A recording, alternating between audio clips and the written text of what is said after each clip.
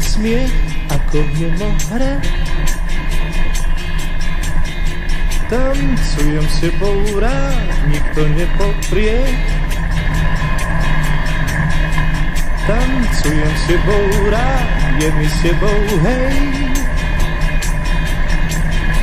Cítim sa ako král v rukách kráľovnej. Kľúč sa a potom skoč ponad vlastný tieň. Parke biele sklý svet, kde ťa objať smiem. Tancujem s tebou rád, všetky tance viem. Mám totiž taký zvyk, táncom vítať deň. La la la la la la la la la la la. La la la la la la la la la la la. La la la la la la la la la la la. La la la la la la la la la.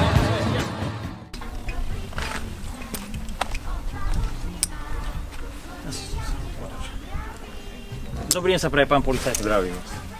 Teší ma. Sme radi, že ste prijali pozvanie do našej relácie rozhovor o motocykloch, o autách a celkovo tak o šoféroch. Toho roku mám pocit, že sme vybehli asi na cesty skôr, ako prvé lastovičky stihli priletieť. Čo si vy o tom myslíte? Ako to je? Aká je situácia? Že vy podľa počasia, vy aj keď Vianoce by mali 20 stupňov, tak aj vtedy by ste boli na ceste podľa mňa. A myslím, že asi áno. Asi počasí vám praje. Chcel by som sa vás opýtať, koľko rokov robíte policajta? Takto motorkárskeho policajta. Viete čo, v činnej službe som od roku 1993 a plus školák motorke som sa dostal asi v roku 1994.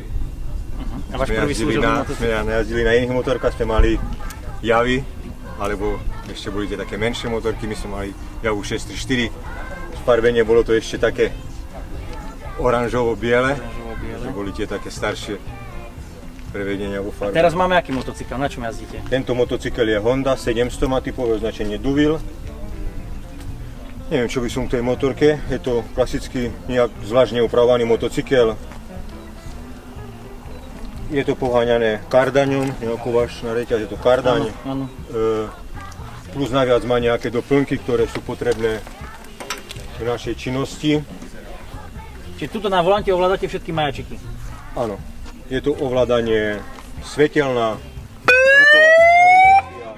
potom je tu tlačítko stop, kedy sa rozsvieti vzadu nápis stop, daný vodičom na zastavenie.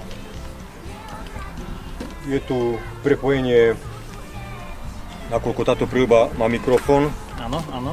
Má mikrofón a som v stálom kontakte so svojím operačným strediskom, prípadne motocykel alebo motocykel auto. Ovláda sa zatlačením, zaskľučovaním pri rukoveti a ako riadne udržávaním hovorovej disciplíny sa dorozumievam, vysielam nejaké požiadavky, pokyny alebo príjmam informácie. Začala vám už sezóna pracovná na motocykli? Áno. A v zime nejazdíte motocyklom? My s lastovičkami. Vy prichádzate s lastovičkami. Áno. Čo hovoríte na minuloročnú sezónu motorkárov? Jak sa chovali na cestách? Stále si myslím, že to je z roka na rok horšie. Je nás viac? Tých motoriek pribúda. To je vyslovene je to viditeľné.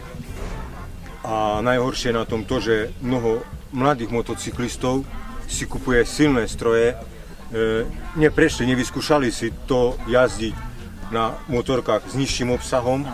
A častokrát, aspoň z môjho pohľadu sa mi zdá, že nevedia tú motorku tak usať, lebo to sú silné stroje. To sú silné stroje, kde sa tam tá rýchlosť enormne zvýši, má tú silnú akceleráciu.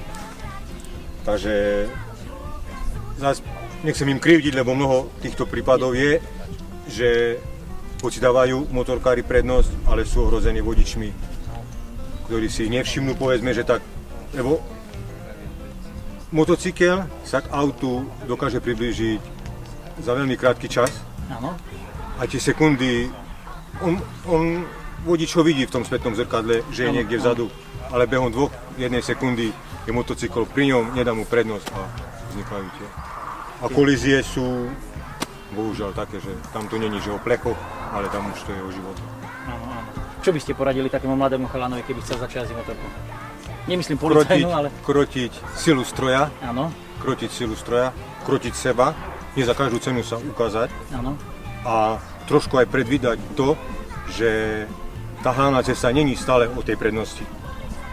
Stále vidí proste križovatku, musí dávať na to pozor, že proste môže mu niekto z tej križovatky výsť, alebo pri predchádzaní, že to vozidlo, ktoré je ešte pred ním, ak chce vykonať úkon toho odbočenia, Áno. on si to nemusí všimnúť a v rámci tej vysokej rýchlosti už tam potom tie fatálne následky sú, takže tam už. Ale to je už od človeku, že to tu nemá, tam my mu to nedáme.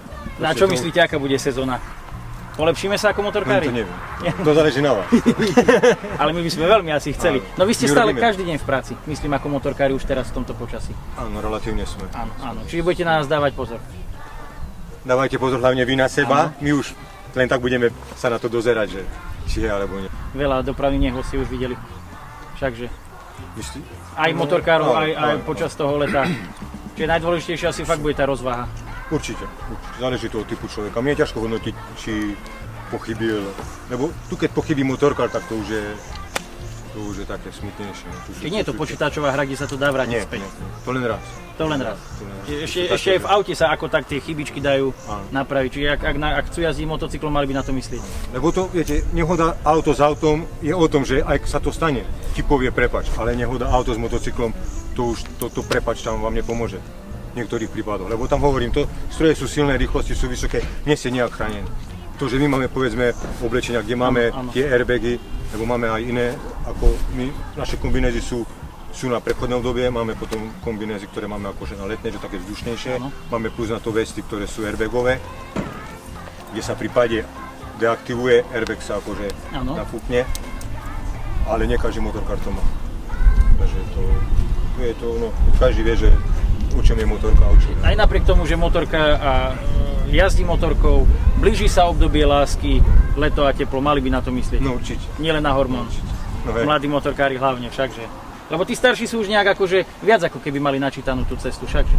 Tak Viete, zväčšia to býva to mne už je ťažko hodnotiť, lebo už po skúsenostiach, no? často ma aj mladí prekvapujú a často som akože, aj keď si dá dole tú prilbu, neverím vlastným očam, že robí to človek, ktorý má dačo odžité a proste aj napriek tomu ide do takých fatálnych, riskantných situácií, že to je ťažko mi hodnotiť o veku, lebo nikde nie je napísané, že človek, ktorý má 50 rokov, že jazdí 30 rokov. Môže sa stať, že má 50 rokov, ale si zadováže motorku pred rokom.